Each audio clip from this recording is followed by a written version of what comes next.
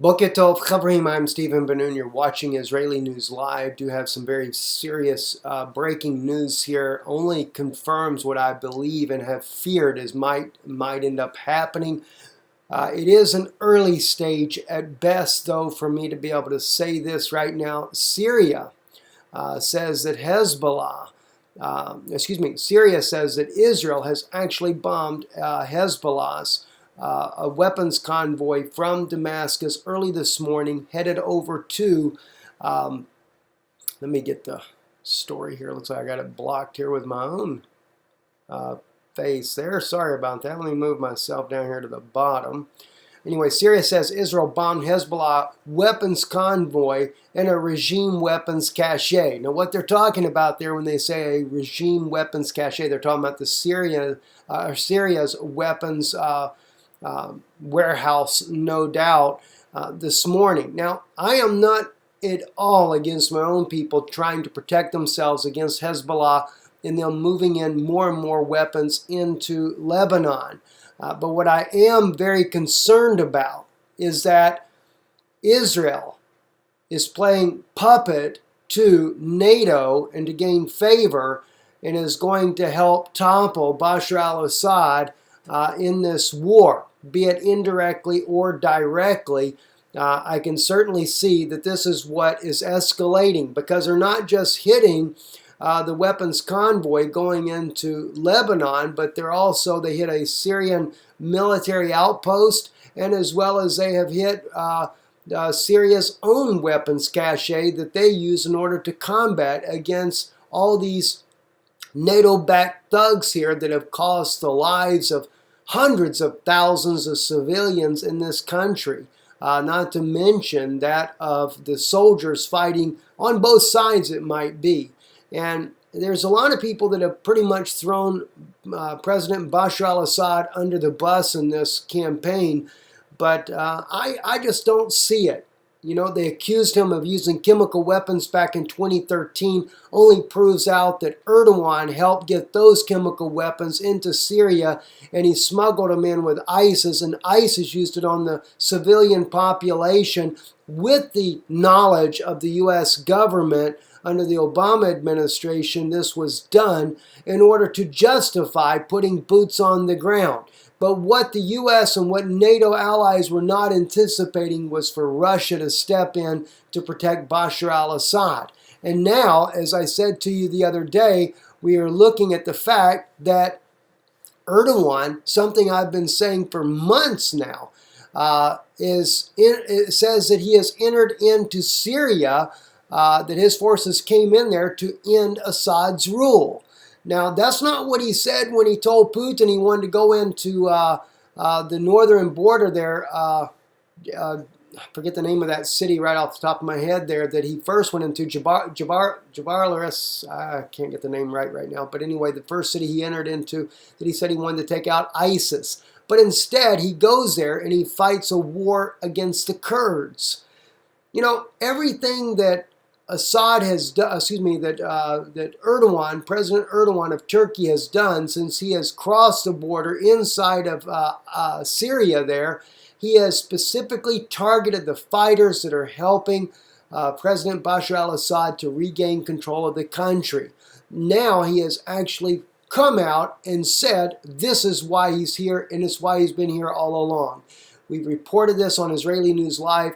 Even back from the very beginning of the coup, when the coup failed, we saw this early on that we believed that this was a staged coup. We did a report, I think it's called Erdogan's Staged Coup, on Israeli News Live, clearly identifying that he did this intentionally in order to gain favor with Russia, to put boots on the ground inside Syria, as if he were there to help the Russian forces or even for that matter, to help Assad. But he's never at one time contacted President Assad and say, what can we do to help you recapture your country? Instead, he has been doing the dirty work for NATO the entire time. As one of our own sources said to me that has close ties to Gulen Fagan there, the very man that was accused by Erdogan of the failed coup inside of his own country. He said no. He says Erdogan was promised a great position inside the New World Order if he did the U.S.'s dirty work in the war in the Middle East. Well, he's carrying good on his dirty work plans, and no doubt this is what he's going to do in order to try to gain favor to become part of the European Union. Again, I think this is one of the reasons why so many refugees have entered into Europe, because if he becomes a member of the European Union, they're going to put him at the head of the totalitarian regime government there, the head of the EU eventually. Maybe that's what he's been promised. I don't really know. All right, moving on to other news, though. There's other things that are going on, guys. It's very serious. Good friend of ours there, already happened here, shared this video this morning. This is in Kerch,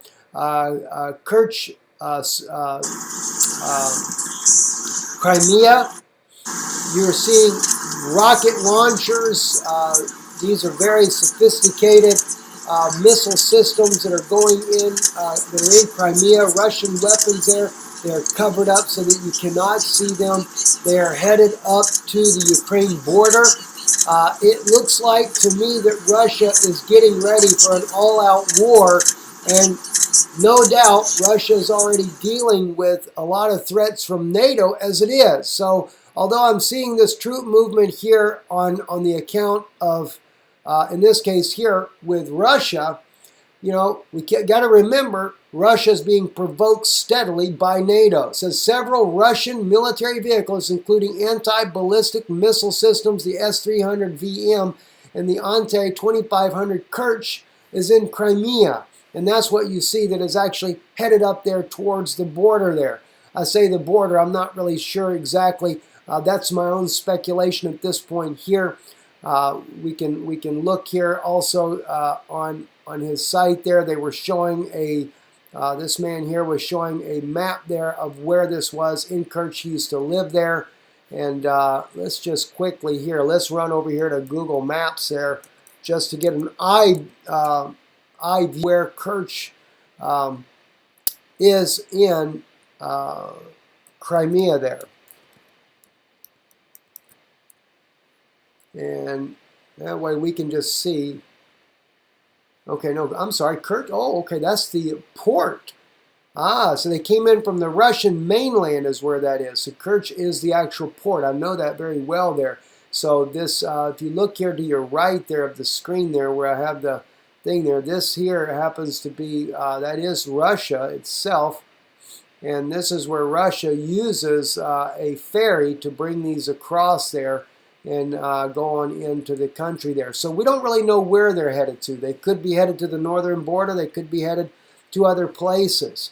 From what we see, they're replacing the S-300s that were moved down to Syria. So it may just be to keep the backup system there in Crimea.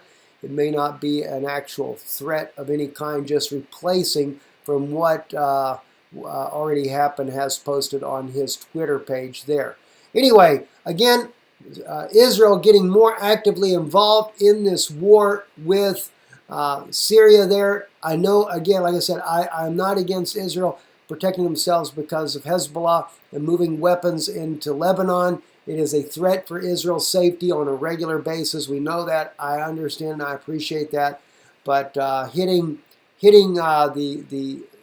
striking the Syrian military as well, and hitting the Syrian military's weapons depot when Syria is trying to win this war is just a little concerning to me. I'm Stephen Benoon. You're watching Israeli News Live. Shalom.